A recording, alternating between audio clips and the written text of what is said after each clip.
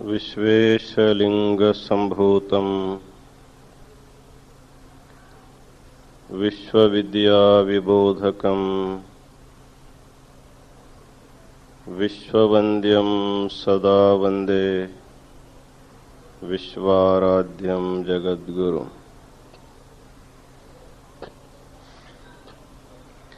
काशी ज्ञान सिंहासन के आदि जगत गुरु विश्वाराध्य से लेकर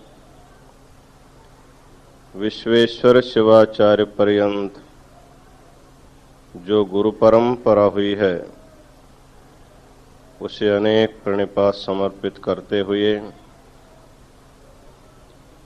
आज के इस ज्ञान सत्र में उपस्थित समस्त शिवाचार्यगण, काशी वीरशैव विद्वत संघ के समस्त विद्यार्थीगण, कर्नाटक महाराष्ट्र प्रांत के विभिन्न स्थानों से आए हुए समस्त सद्भक्तगण और माताओं,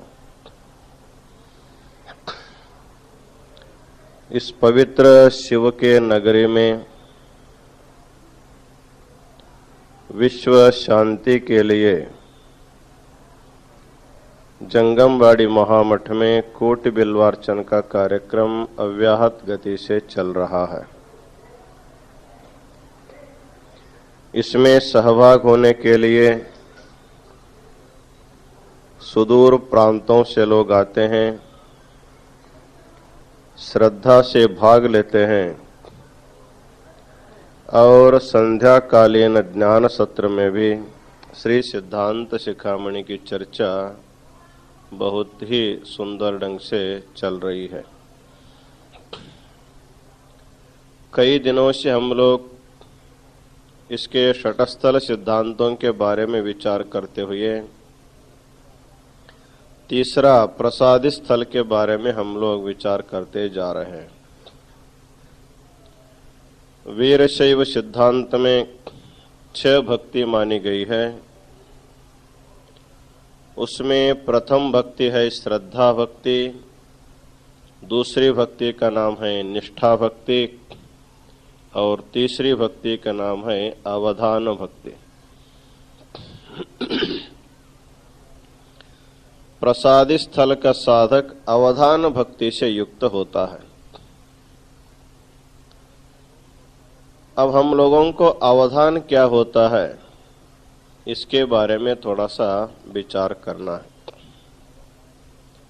अवधान शब्द का अर्थ होता है सावधानता, अर्थात जागरूकता।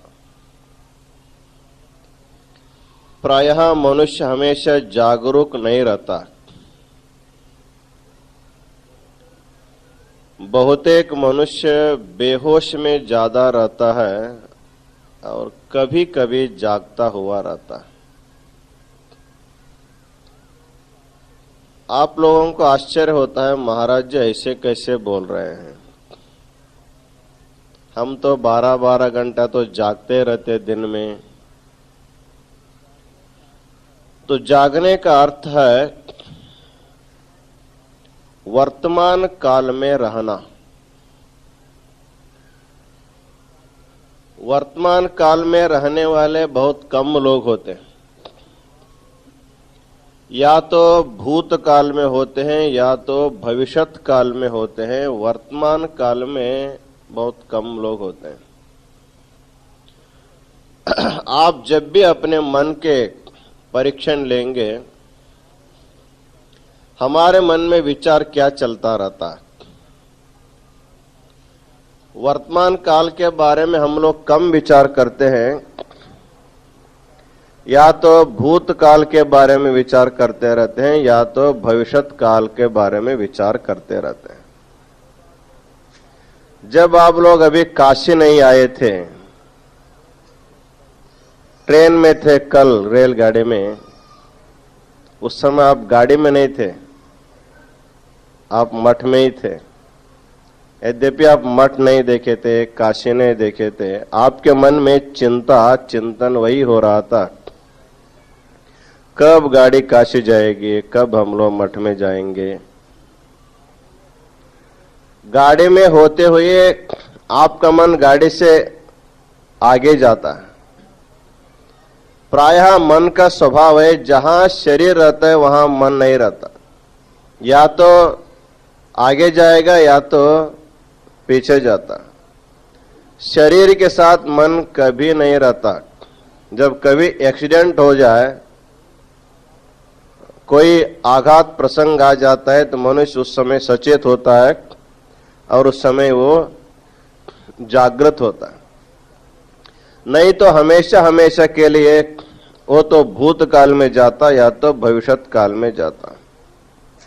जैसे कोई एक किसान खेत जा रहा हो, बैलगाड़ी में बैठ करके किसान खेत जाता है, तो वो एक कुत्ता भी पाला रहता है, उसके नीचे कुत्ता भी जाता रहता है। लेकिन जैसे बैलगाड़ी रास्ते से सीधा घर छोड़ने के बाद सीधा वो खेत तक जाता है, लेकिन उसके नीचे जाने वाला जो कुत्ता होगा वो सीधा नहीं जाता। वो कभी बैलगाड़ी छोड़ करके आगे भाग जाता है, कभी पीछे भाग जाता है, कभी अगल बगल में भाग जाता है, और कभी कभी गाड़ी के पीछे चलता है, गाड़ी के आगे चलता है। ठीक गाड़ी के बराबर कुत्ता कभी नहीं जाता, क्योंकि उसका वो स्वभाव नहीं है। उसी प्रकार हमारा मन भी वैसा ही है, या तो आगे जाएगा या तो पीछे जाएगा। शरीर के साथ बहुत कम लोगों का मन रहता है। जिसका मन शरीर के साथ रहता है उसी को हम लोग योगी कहते हैं, शिव योगी कहते हैं। महर्षि पतंजलि ने कहा है, योगः चित्त वृत्ति निरोधः। आगे और पीछे जाने वाले मन की जो वृत्ति है, इसको बराबर संतुलन रखने के जो प्रयत्न होता है उसी का नाम योग है। तो मन को सावधान करने के लिए, मन को अवधान करने की जो भक्ति, उसी का नाम अवधान भक्ति है। प्रसादी स्थल का भक्त सदा जागरूक रहता, चाहे वो पूजा कर रहा हो, चाहे वो भोजन कर रहा हो, उस समय वो जागरूकता से करता है। बाकी प्रायः सब लोग या तो स्वप्न देखते हैं या तो सुसुप्ति में रहते हैं, लेकिन जागरिक अवस्था में बहुत कम लोग होते हैं। जागृत अवस्था में भी इस समय हम लोग जागृत अवस्था में बैठे हैं, लेकिन बहुत लोग जागृत है, बहुत लोग स्वप्न में है। स्वप्न का अर्थ सो जाने के बाद भी एक स्वप्न होता है। जब आप सोते हैं उस समय एक स्वप्न होता है, जब आप जागते रहते हैं उस समय भी एक स्वप्न होता है। जागते हुए स्वप्न का आप लोगों को अनुभव है, लेकिन इसको स्वप्न कहता है ये मालूम नहीं। उसको शास्त्रकारों ने उसका नाम मनोराज्य रखा है। मनोराज्य अर्थात बैठे बैठे आपका मन कुछ न कुछ चिंतन करता रहता है। मनोराज्य की एक छोटी सी कथा बताएंगे तो आपको मालूम होगा। एक भिक्षुक रोज भिक्षा मांग करके अपना पेट पालता था। पेट की भिक्षा मांगता था रोज जा करके, और भिक्षा मांग करके जो बचता था उसको एक गठोड़ा बांध करके ऊपर बांध के रखा था, आपद धन के रूप में। जैसे आप लोग पैसा कमा करके बैंक में रखते हैं आपद धन के रूप में, कभी कोई प्रसंग आ जाए उसको उपयोग करने के लिए। इनके पास तो धन नहीं था, बचा हुआ जो पीठ है वही उनका धन था।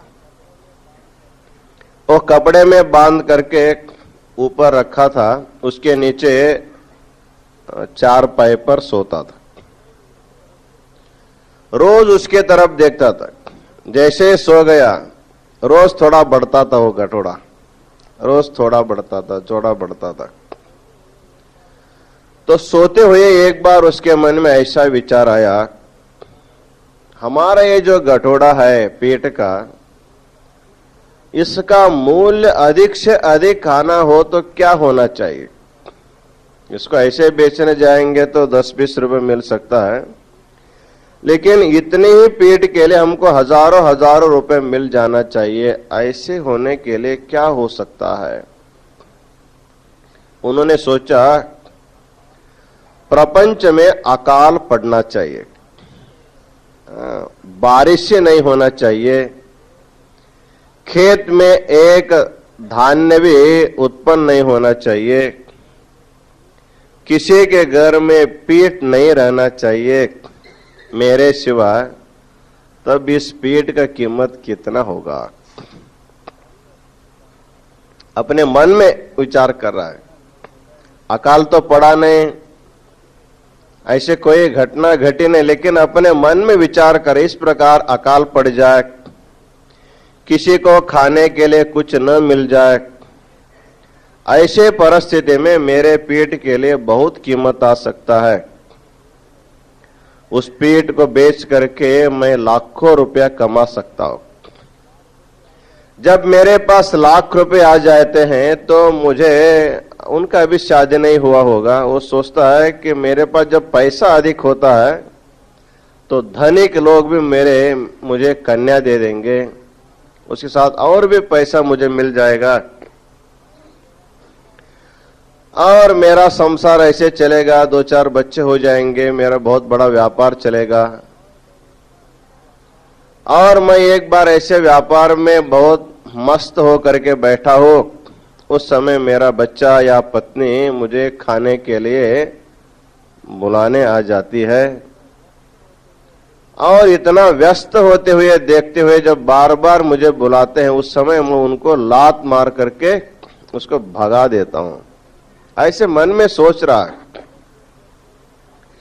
सोचते सोचते ऐसे सोच में गया था कि उनकी पत्नी उनको खाने के लिए बुलाने आई है। चलिए कितने देरी हो गई, आप ऐसे बैठे बैठे दिन भर थके होंगे, खाने के लिए चलो।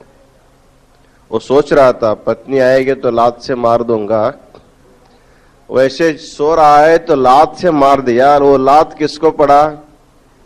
ऊपर जो गठोड़ी था उसको लात पड़ जाता है। लात पड़ते ही वो कपड़ा फट गया और सारा पीठ जो है उसके अपने शरीर पर गिर जाता है। शरीर पर गिरने के बाद उसका जो स्वप्न था, जागृत अवस्था में जो स्वप्न उसको पड़ा था, मनोराज्य रूपी स्वप्न, वो स्वप्न टूट गया और देखता है कि उनके पास एक कौड़ी पैसा नहीं, पत्नी नहीं, कुछ भी नहीं, पहले जैसा था अब वैसे ही है। इसको कहते हैं जागृत कालीन स्वप्नावस्था। प्रायः इसी अवस्था में बहुत लोग रहते हैं, जागते हुए है फिर भी स्वप्न देखते रहते, क्या करना क्या नहीं करना, बहुत से प्लान करते हुए रहते हैं। या तो भविष्य के बारे में या भूत के बारे में चिंता रूपी स्वप्ने डूबे हुए हैं, अथवा निद्रा कर रहे हैं, या तो दिंगमूढ़ हो करके बैठे हैं, कुछ सोच नहीं रहे हैं। ऐसी अवस्था प्रायः लोगों की होती है, लेकिन जागरूक अवस्था बहुत कम लोगों की होती है। इसलिए इस प्रसाद स्थल में अवधान भक्ति के द्वारा भक्त को जागरूक करने के लिए कहा जाता है। तो मनुष्य की बुद्धि जागरूक होने के लिए उसका मन सदा प्रसन्न जब रहेगा, वही उस व्यक्ति जागरूक रह सकता है। तो मन प्रसन्न होने के लिए प्रसाद की आवश्यकता है, उसी को बताते हैं। अन्न शुद्धिया ही सर्वेषां तत्व शुद्धि रुदाहृता, विशुद्धम अन्न जातम ही यच्छिवाय समर्पितम, तदेव सर्वकालंतो भुंजानो लिंग तत्परः, मन प्रसादमतुलम लभते ज्ञान कारणम। आत्मभोगाय नियतम यद्यद्रव्यम समाहितम तत्तत् समर्प्य देवाय भुंजीतात्म विशुद्धये। यहां पर प्रसाद करने के लिए कहते हैं आत्मभोगाय नियतम यद्यद्रव्यम। जो कुछ भी पदार्थ हम अपने उपभोग के लिए, खान पान के लिए तैयार करते हैं, उसको वैसे नहीं खाना चाहिए। उसको संस्कार करके, भगवान को भोग लगा करके, जब भगवान को भोग लगाते तब वो प्रसाद बनता है। यद्यपि भगवान तो पदार्थ को खाते नहीं हैं। जैसे आप भोग लगाते हैं, जितना रहता है उतना पदार्थ आपको थाली में उतना ही रहता है। जब आप उसको खाने के लिए बैठते हैं, घर में बच्चे झगड़ते रहते हैं, मुझे वो थाली चाहिए, मुझे ये थाली चाहिए, भगवान को भोग लगाए हुआ मुझे चाहिए, मुझे चाहिए। तो भोग लगाने के बाद उसमें जो कुछ दोष होता है, अर्थात उसमें जो ममकार की भावनाएं होती है, वो भगवान लेकर के उसको परिशुद्ध करता है। जिस पदार्थ में ममकार की भावना निवृत्त हो गई, उसका नाम प्रसाद कहा जाता।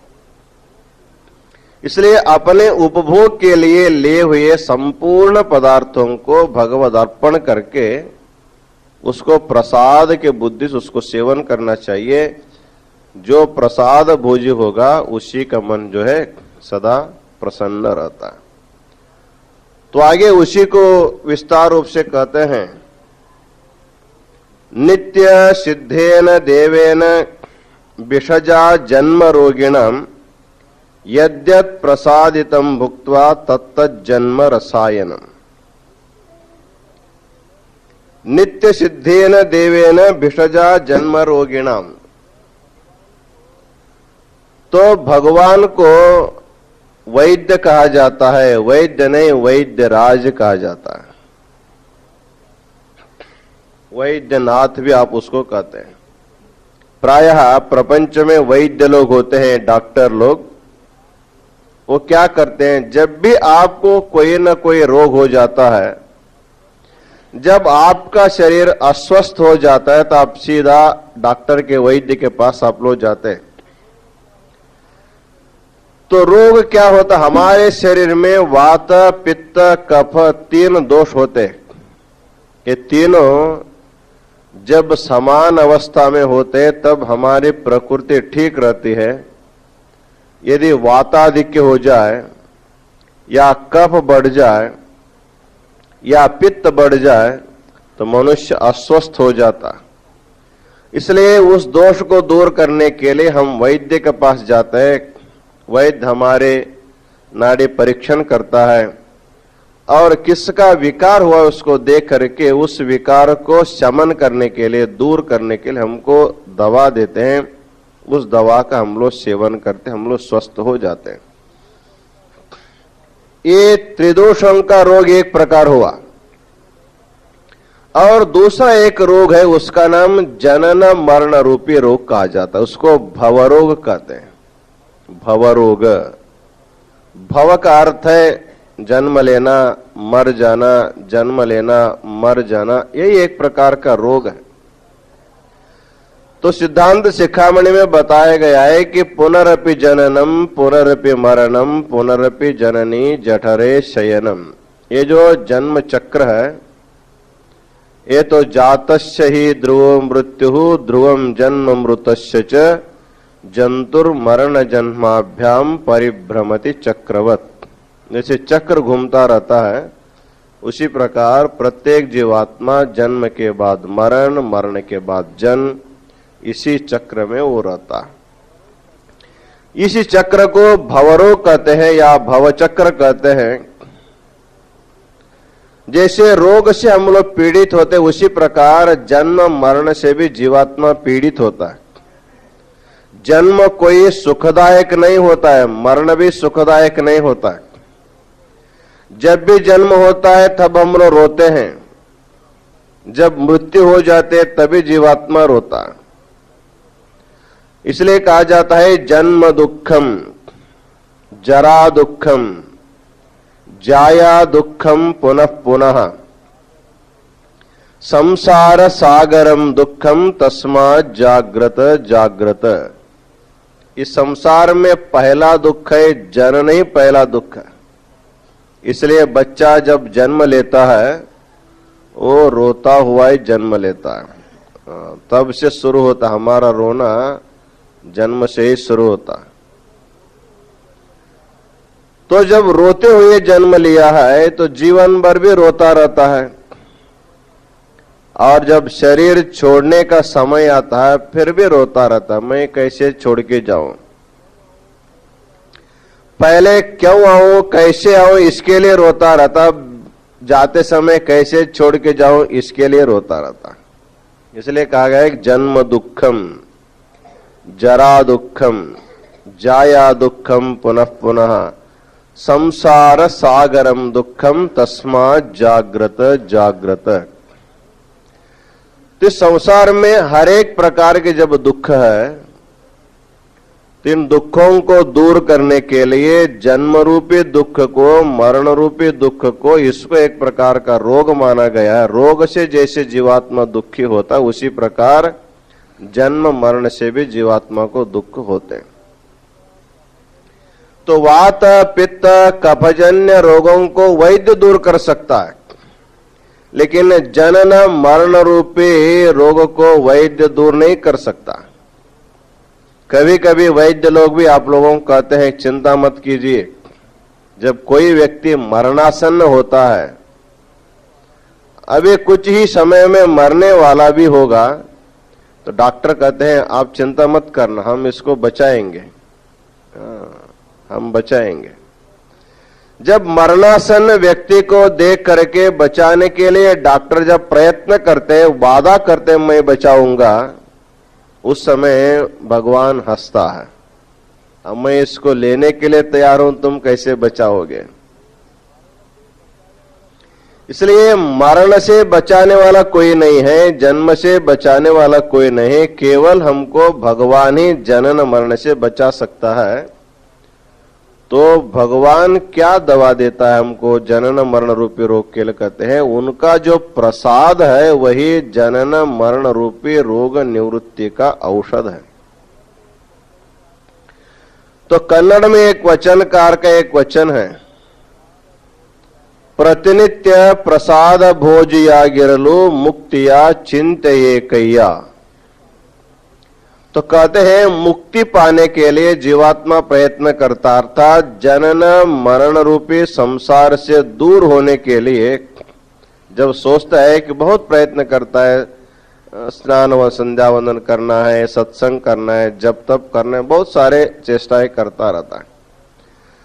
तो उस वचनकार का कहना है मुक्ति पाने के लिए आपको ज्यादा परिश्रम करने की जरूरत नहीं है, लेकिन केवल प्रतिदिवस आपको जब प्रसाद लेते रहेंगे तो आपको अपने आप मुक्ति मिल जाते हो। कहते हैं प्रतिनित्य प्रसाद भोजया गिरलु मुक्तिया चिंतये कय्या।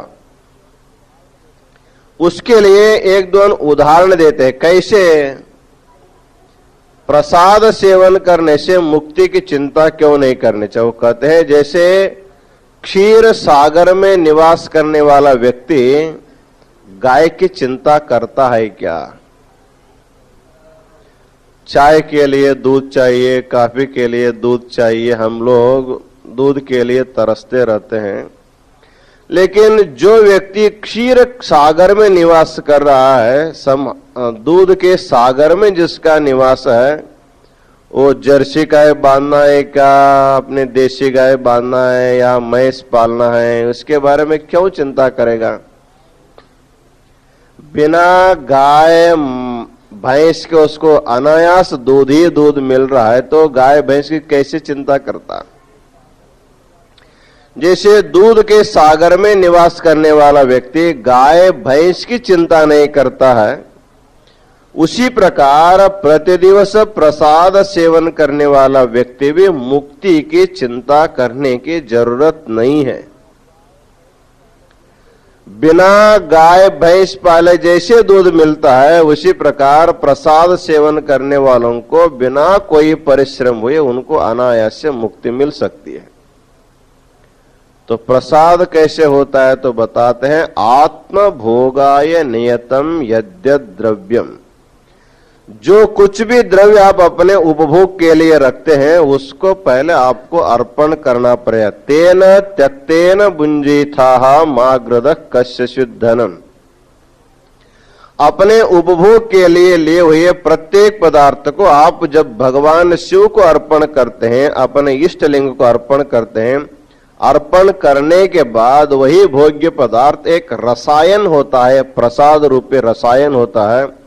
जैसे दवा लेने से रोग निवृत्त हो जाते हैं, उसी प्रकार प्रसाद रूपी रसायन का सेवन करने से जनन मरण रूपी रोग से निवृत्त होता है। जीवात्मा को अनायासेन उनको मुक्ति मिल जाती है। इस तरह प्रसाद की बहुत ही महिमा बताते हुए आगे कहते हैं, आरोग्य कारणम पुंसाम अंतःकरण शुद्धिदम तापत्रय महारोग समुद्धरण भेषजम विद्या वैशिद्यकरणम विनिपात विघातनम द्वारम ज्ञानावतारस्य मोहच्छेदस्य कारणम वैराग्य संपदो मूलम महानंद प्रवर्धनम दुर्लभम पापचित्तानां सुलभम शुद्ध कर्मणाम आद्रुतम ब्रह्म विष्णुआज्ञैर्वशिष्टाद्यश्च तापसैः शिव स्वीकृतमन्नाद्यम स्वीकार्यम सिद्धिकांक्षिभिः। कहते हैं प्रसाद सेवन से क्या प्राप्त होता है? कहते हैं आरोग्य कारणम पुंसाम अंतःकरण शुद्धिदम। प्रसाद सेवन करने से पहला हमारा आरोग्य अच्छा हो जाता है। सब लोग पहले क्या चाहते हैं? अपना आरोग्य अच्छा रहे। कोई आकर के आपसे पूछते तो कैसे तबीयत आपकी कैसी है, तो पहला प्रश्न उसी को पूछते हैं। क्यों उसको पूछते हैं? तो जब हम खाने में इधर उधर करते हैं उसी से हमको रोग होता है। जिसको अच्छा खाना खाने के लिए नहीं आता है उसी को नाना प्रकार के रोग होते हैं। कन्नड़ में एक उक्ति है, ಊಟ ಬಲ್ಲವನಿಗೆ ರೋಗವಿಲ್ಲ, ಮಾತು ಬಲ್ಲವನಿಗೆ जगड़विल्ला। प्रायः मनुष्य घर से बाहर निकलता है तो अंदर आने तक किसी न किसी के साथ झगड़ा करके ही आता है। या तो गाली दे करके आता है या तो गाली खा करके आता है, मारपीट करके। कुछ लोग बाहर जाकर के झगड़ा करते हैं, कुछ लोग घर में बैठे बैठे झगड़ा करते हैं। झगड़ा करने के लिए यदि कोई दूसरा व्यक्ति नहीं मिलता है तो घर में जो भी होंगे उन्हीं के साथ झगड़ा होता है। और कुछ लोगों का स्वभाव ऐसा होता है, बिना झगड़ा किए उनको भूख नहीं लगती, बिना गाली दिए प्यास नहीं लगता, बिना गाली गलौज के उनको मन को शांति नहीं मिलती है। तो झगड़ा होने के लिए कारण है अपने जो जीव है इसको हम लोग नियंत्रण में नहीं रखते, इसलिए हमारा सबके साथ झगड़ा होता। कहते हैं मातु बल्लवनिगे झगड़विल्ला। जिसको अच्छे ढंग से बोलने आता है वो किसी के साथ झगड़ा नहीं करता। तो चाणक्य की एक नीति है, जो व्यक्ति बुद्धिहीन है वही व्यक्ति दूसरों के साथ शत्रुता कर लेता। बुद्धिहीन व्यक्ति जो होगा वही किसी व्यक्ति के साथ वैर बना लेता। जो बुद्धिमान व्यक्ति होगा वो किसी के साथ वैर नहीं करता, सब के साथ अच्छा व्यवहार करता है। जो सब के साथ अच्छा व्यवहार करने वाला व्यक्ति उसी को बुद्धिमान माना जाएगा। जो बार बार झगड़ा करता है और दूसरा बीच में जाकर के एक आदमी झगड़ा मिटाता है। जब हम दो झगड़ा करते हैं तो उसको मिटाने के लिए तीसरा व्यक्ति चाहिए। हम जाते हैं तीसरे व्यक्ति के पास, वो दोनों को समझा बुझा करके कहते हैं इसके बाद तुम दोनों झगड़ा नहीं करना। हम लोग कहते हाँ इसके बाद हम लोग झगड़ा नहीं करेंगे। फिर एक दो दिन जाने के बाद फिर वही बात हो जाती है। तो कहते हैं बोलने के लिए नहीं आता इसलिए झगड़ा होता है। उसी प्रकार हमारे शरीर में रोग क्यों होते हैं? रोग इसलिए होते हैं हमको खाने के लिए नहीं आता। आप कहेंगे महाराज हम बहुत अच्छी तरह से खाते हैं, लेकिन क्या खाना, कैसे खाना, कितना खाना, इसकी जानकारी नहीं होने के कारण मनुष्य रोगी होता। आप लोग देखते होंगे संसार में नाना प्रकार के पशु पक्षी भी जन्म लेते हैं और मनुष्य भी जन्म लेता है। तो पशुओं के लिए कितने दवा तैयार होते हैं और मनुष्य के लिए कितने दवा तैयार होते हैं? फैक्ट्री में देखेंगे पशु का औषध कितना है और मनुष्य का औषध कितना है, और मनुष्य के वैद्य कितने हैं और पशु के वैद्य कितने हैं, और पशु के दवाखाना कितना है गांव में और मनुष्यों के दवाखाना कितना है। इसके बारे में विचार करेंगे तो पशु क्यों स्वस्थ होते हैं, मनुष्य क्यों अस्वस्थ होता है? तो इससे पता लगता है कि पशु जैसे खाना जानते हैं वैसे मनुष्य नहीं जानता। अंडवंड खाता है और पेट पकड़ करके बैठता है, सिर पकड़ करके बैठता है। तो कहते हैं यहां पर आरोग्य कारणम पुंसाम, यदि हम प्रतिदिन सात्विक आहार सेवन करेंगे और भगवान को भोग लगा करके प्रसाद रूप से हम सेवन करेंगे तो प्रसाद सेवन करते समय हमारे मन में किसी प्रकार का विकार नहीं आता है, उसमें सात्विक भावना जाग जाता है, तब मनुष्य का स्वास्थ्य अच्छा रहता है। इसलिए आरोग्य के लिए आरोग्य देने वाला प्रसाद। और अंतःकरण शुद्धिदम, प्रसाद सेवन करने से मनुष्य का अंतःकरण मन जो है पवित्र हो जाता है। क्यों? हम कल भी बताए थे आपको, हम खाए हुए जो अन्न होता है यह अन्न ही 40 दिन के बाद मन के रूप में परिवर्तित हो जाता है। इसलिए जैसे आहार हम लोग सेवन करते वैसे हमारा मन निर्माण होता है। अतः परिशुद्ध आहार सेवन करने से हमारा मन भी परिशुद्ध हो जाता है। इसी को आगे बताते हैं, तापत्रय महारोग समुद्धरण भेषजम विद्या वैशिध्यकरणम विनिपात विघातनम। और प्रसाद सेवन करने वालों के 3 प्रकार के ताप दूर हो जाते हैं। आध्यात्मिक ताप, आदि भौतिक ताप, आदि दैविक ताप। 3 तापों से मनुष्य हमेशा हमेशा तप्त रहता है। इन तापों से दूर होने के लिए उसको प्रसाद का ही सेवन करना पड़ता है। प्रसाद सेवन करने से ताप दूर हो जाते हैं। और इतना ही नहीं, अनेक प्रकार की सिद्धियां भी इसी प्रसाद सेवन से भी मनुष्य को मिल जाता है। कहते हैं दुर्लभम पापचित्तानाम सुलभम शुद्ध कर्मणाम। तो भगवान का प्रसाद किसको सुलभ है, किसको दुर्लभ है? प्रसाद सब चाहते लेकिन सबको प्रसाद नहीं मिलता है। किसी किसी को प्रसाद मिल सकता है, सबको प्रसाद नहीं मिलता है। तो समझना चाहिए जिसका पुण्य प्रादुर्भूत हो गया है उसी को भगवान का प्रसाद मिलता है। तो प्रसाद पाने के लिए या तो आपको मंदिर जाना पड़ेगा या तो मठ जाना पड़ेगा। ये 2 स्थानों में आपको प्रसाद मिलता है। आपके घर में भी मिल सकता है। जब आप अपने भगवान को भोग लगाएंगे, अपने घर में जो देवघर होता है उसमें जाएंगे, भोग लगाएंगे, आपको प्रसाद मिल सकता है। तो जो व्यक्ति या तो सदगुरु के पास जाएगा या तो भगवान के पास जाएगा, इन दोनों में से किसी के सानिध्य में जो जाता है उसी को उनका अनुग्रह रूपी प्रसाद मिल जाता है। तो भगवत भक्ति, गुरु भक्ति सबके मन में नहीं होता।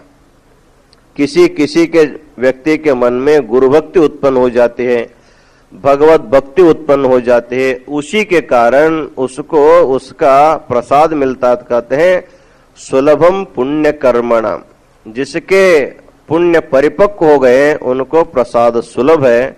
जो अशुद्ध कर्मी है उनके लिए वो प्रसाद नहीं मिल सकता। तो भगवान के प्रसाद पाने के लिए केवल मनुष्य ही नहीं, ब्रह्म विष्णु आदि देवता वशिष्ठ आदि तपस्वी लोग भी भगवान शिव के प्रसाद पा करके ही अपने अपने स्थान पाए हुए हैं, अपने अपने अधिकार को पाए हुए हैं। तो प्रसाद में इतना सामर्थ्य होता है, अपने शरीर को स्वस्थ रखता है, अपने मन को भी शुद्ध रखता है, अपने इष्टार्थों को पूर्ण करने का सामर्थ्य प्रसाद में रहता है। इसलिए प्रत्येक व्यक्ति को अपने खाद्य पदार्थ को भगवद अर्पण करके प्रसाद के रूप में उसका सेवन करना चाहिए। हरिवंश पुराण में प्रसाद की महिमा की एक बहुत सुंदर कथा है। दूर्वास नामक एक महर्षि हमारे देश में प्रसिद्ध हुए हैं। वो काशी पीठ के ही शिष्य हैं, दूर्वास महर्षि। उनको काशी पीठ के ही विश्वकर्ण जगत गुरु इसी पीठ में उनको बोध करके उनके क्रोध को शांत करके उनको ज्ञानी बनाए थे। हमारे आगमों का इतिहास बताता है। जब वो विश्वकर्ण शिवाचार्य से अभी उनका शिष्यत्व प्राप्त नहीं हुआ था, उससे पहले वो अत्यंत क्रोधी थे। क्षण क्षण पर क्रुद्ध हो जाते थे, बात बात पर क्रुद्ध हो जाते थे। बहुत बड़े तपस्वी, सब अच्छे हैं, लेकिन एक उनके मन में एक क्रोध रूपी दुर्गुण था। एक बार दूर्वास महर्षि द्वारका जाते हैं। द्वारका जा करके द्वारका के गली में वो घूमते हुए कहते हैं, मैं एक अतिथि के रूप में इस गांव में आया हूं और मेरे सेवा करने के लिए इस गांव में कौन तैयार है? मैं अतिथि आया हूं, मुझे खिलाना चाहिए, मुझे स्नान कराना चाहिए। ऐसे मुझे सेवा, मेरी सेवा करने वाले इस गांव में कौन है? लोगों ने देखा, आवाज सुना, दरवाजा खोल करके बाहर आए और दुर्वासा को देख करके फिर दरवाजा बंद कर ले। सबके मन में सेवा करने की इच्छा है, उनको स्नान कराना चाहते हैं, उनको पानी पिलाना चाहते हैं, उनको भोजन देना चाहते हैं। लेकिन ये महर्षि ऐसा विचित्र है, थोड़ा भी इधर उधर हमारे आचार विचार में गड़बड़ हो गया तो उनके अनुग्रह के बजाय उनका शाप ही लेना पड़ेगा। इसलिए ऐसे क्रोधी व्यक्ति के सहवास में जाने की अपेक्षा सेवा से दूर रहना ही अच्छा है। ऐसा विचार करके कोई उनके पास नहीं आए। पूरे द्वारका में सभी रास्ते में घूमते रहे, आपके गांव में एक अतिथि आया है, उसके सेवा करने वाले कौन है? जब कोई तैयार नहीं हुआ तब दूर्वासा के मन में इतना क्रोध आया, सारे गांव को शाप दे देना चाहिए, पूरे गांव को शाप देना चाहिए। जब यह वार्ता भगवान कृष्ण को मालूम हुआ, हमारे शहर में, हमारे राज्य में महर्षि अतिथि के रूप में आया है, उसकी सेवा करने के लिए कोई तैयार नहीं, सब भयभीत है। यदि मैं भी उसकी सेवा नहीं करूंगा तो पूरे मेरे राज्य के लिए उनका शाप मिल जाएगा। तो ऋषि के शाप से मुक्त होने के लिए फिर बहुत कष्ट लेना पड़ेगा। तो तुरंत कृष्ण परमात्मा दूर्वासा के सामने जाते हैं और साष्टांग नमस्कार करके कहते हैं, आप मेरे अतिथि होइए और मेरे घर आप पधारिए। तो दूर्वासा उनको सचेत करते हैं, देखो किसके सामने आप खड़े हैं, किसको आप घर ले जा रहे हैं, अग्नि को आप अंजलि में ले जा रहे हैं, आपका हाथ जल भी सकता है। सोच विचार करके आप मुझे घर ले जाना। कहे कि ठीक है, मैं जल मरने के लिए तैयार हूं, लेकिन आपकी सेवा मुझे मिलनी चाहिए। तो दूर्वासा को संतोष हुआ, ठीक है तेरे घर में आऊंगा, लेकिन ऐसे पैदल नहीं आऊंगा, अभी तो पूरे गांव भर पैदल घुमा हुआ है। अभी जब निमंत्रण आ गए, कहते हैं कि मुझे रथ चाहिए, बिना रथ में तेरे घर नहीं आता हूं। जैसे ही कृष्ण भगवान जा करके एक सुंदर रथ लाए, 4-5 घोड़ा उसको जोता हुआ है। जैसे ही रथ ला करके खड़ा किया तो दुर्वासा ने कहा, ये सब घोड़ों को भगा देना, इन घोड़ों की जरूरत नहीं है। कहे कि रथ को खींचने के लिए घोड़े चाहिए, नहीं, खींचने के लिए तुम और तुम्हारी पत्नी। दोनों घोड़े हो करके मुझे खींचते हुए तुम अपने घर ले आ जाओ।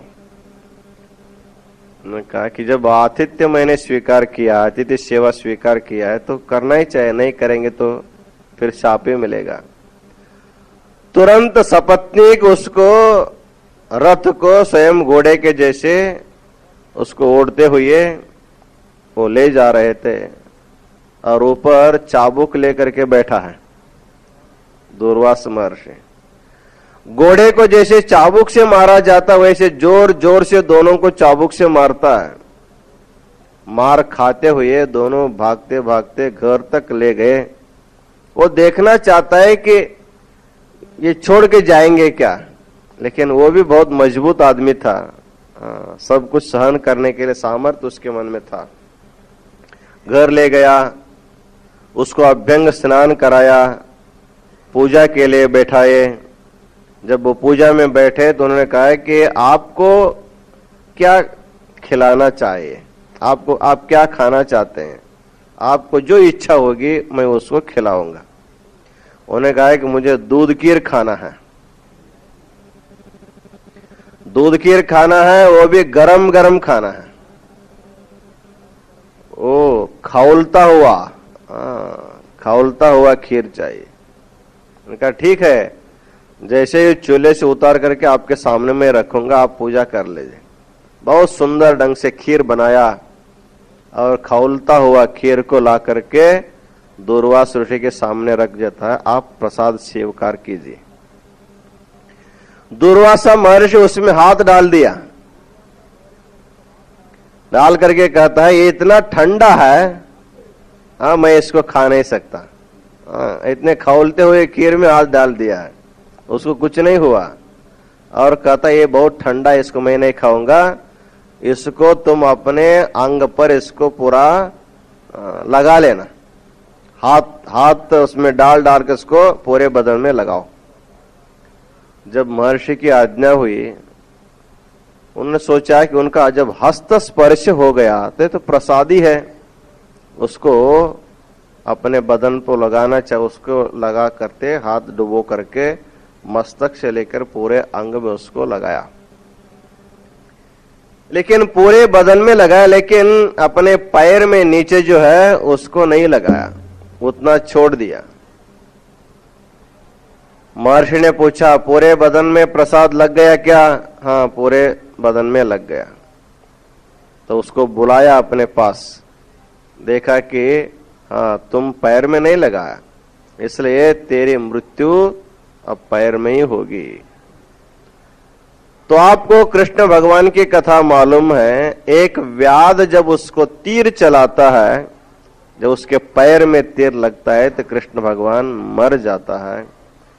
तो पूरे शरीर पर प्रसाद लेपन करने से उसका शरीर वज्रमय हो गया, लेकिन जहां पर जितना अंश छूट आता वह चमड़े के जैसे वैसे रहा, वहीं उसकी मृत्यु हो गई। ये प्रसाद की महिमा बताने वाली कथा हरिवंश पुराण में बहुत ही प्रसिद्ध कहा जाता। इसलिए कहते हैं कि प्रसाद में इतना सामर्थ्य होता है, इसलिए प्रसादी लोग जो होते हैं थाले में कुछ भी छोड़ते नहीं और उसको पूरा धो करके पी लेते हैं। उसमें थोड़ा भी जो द्रवांश रहता है, वो पात्र में जो भी जल के कण भी होते, जैसे पादोदक को हम लोग पूरे अपने बदन को लगा लेते हैं द्रवांश को, उसी प्रकार खाने के बाद थाले में जब धो करके पी लेते हैं, उसमें थोड़ा भी जल का अंश भी रहेगा, उसको वस्त्र से नहीं पोंछते हैं, उसको हाथ से लेकर के पूरे अपने बदन में लगा लेने की पद्धति है। इस प्रकार करने से शरीर का स्वास्थ्य अच्छा हो जाता है और उतनी श्रद्धा से उसको लेपन करना चाहिए। तो आगे बताते हैं, भगवान को भोग लगा करके प्रसाद सेवन करना चाहिए तो ठीक है, लेकिन भगवान को भोग लगाने के लिए ऐसे ही पदार्थ को भगवान को भोग लगाने ऐसे कोई नियम है क्या? बासुंदी होगा तभी भगवान को भोग लगेगा, पूरी होगी तभी भगवान को भोग लगेगी, ऐसा कोई नियम है क्या? भगवान कोई खाद्य पदार्थ कोई लिस्ट है क्या? तो कहते हैं ऐसी कोई बात नहीं है। कहते हैं पत्रम पुष्पम फलम तोयम, तो कहा जाता है पत्रम पुष्पम फलम तोयम यच्छिवाय निवेदितम तत्त स्वीकार योगेन सर्व पाप क्षयो भवेत। तो भगवान गाने के लिए पकवान ही चाहिए ऐसी कोई नियम नहीं है। तो भगवान गीता में भी इसी प्रकार शब्द का उच्चारण किया है, पत्रम पुष्पम फलम तोयम यो मे भक्त्या प्रयच्छति तदहम भक्त्युपकृतम अश्नामि प्रयतात्मनः। चाहे सूखा पत्ता हो, चाहे पुष्प हो, चाहे फल हो, चाहे कोई आपके घर में किया हुआ पकवान हो, इसमें मुझे कोई फर्क नहीं पड़ता। जो भी आप भोग लगा सकते हैं और भोग लगाने के बाद प्रसाद बन करके आप ही को सेवन करना है, भगवान को तो उसमें सेवन करना ही नहीं है, इसलिए उसमें तरतम भाव भगवान नहीं रखते। अतः जैसे जो पदार्थ हमको खाने के लिए मिलता है उसको वैसे भगवान को अर्पण करने की परंपरा शास्त्रकारों ने कहा है। प्रायः घर में आप लोग भगवान को भोग कब लगाते हैं? जब कोई सन आ जाता है, त्योहार आ जाता है, उस समय जैसे बहुत से पकवान जब बनाते हैं उस समय आप थाली में पूरा पकवान सजा करके भगवान को भोग लगाते हैं। रोज जो सब्जी रोटी दाल खाते हैं तो उसको भगवान को भोग नहीं लगाते हैं। सोचते हैं कि रोज की रोटी क्या भगवान को भोग लगाना है, ये तो हम रोज खाते ही हैं। तो भगवान कहते हैं रोज जो खाते हैं उसी को भोग लगाओ। बहुत से लोग क्या करते हैं, भगवान की पूजा करते हैं और थोड़ा दूध चीनी डाल करके भगवान को अर्पण करते हैं, बाद में उसको खाते भी है या बिल्ली भी पी जाता है। वैसे थोड़ा रख दिया, चीनी भगवान के सामने रख दिया, चींटी खा गए, तो आप क्या खाते हैं? तो भगवान को दिखाया तो दूसरे खा गए, आप बिना भगवान को दिखाए जो रोटी हो तो आप खाते हैं। इसलिए प्रत्येक व्यक्ति को यह सोचना है, केवल दूध केला दिखाना नहीं है, दूध चीनी दिखाना नहीं है, केवल खड़ी साकर नैवेद्य दिखाना नहीं है। जो आप खाएंगे उसको आप भगवान को भोग लगाओ, उसको अर्पण करो, उसको अर्पण करके उसको प्रसाद मान करके जब आप सेवन करेंगे तभी आपके मन में शुद्धि आ सकती है, आपका मन पवित्र हो सकता है। इसलिए भगवान को भोग लगाने के लिए किसी विशेष पदार्थ की आवश्यकता नहीं है, जो कुछ भी पदार्थ होगा उसको आप भगवान को भोग लगा सकते हैं। पार्वती जब भगवान शिव को पाने के लिए तपश्चर्या करते थे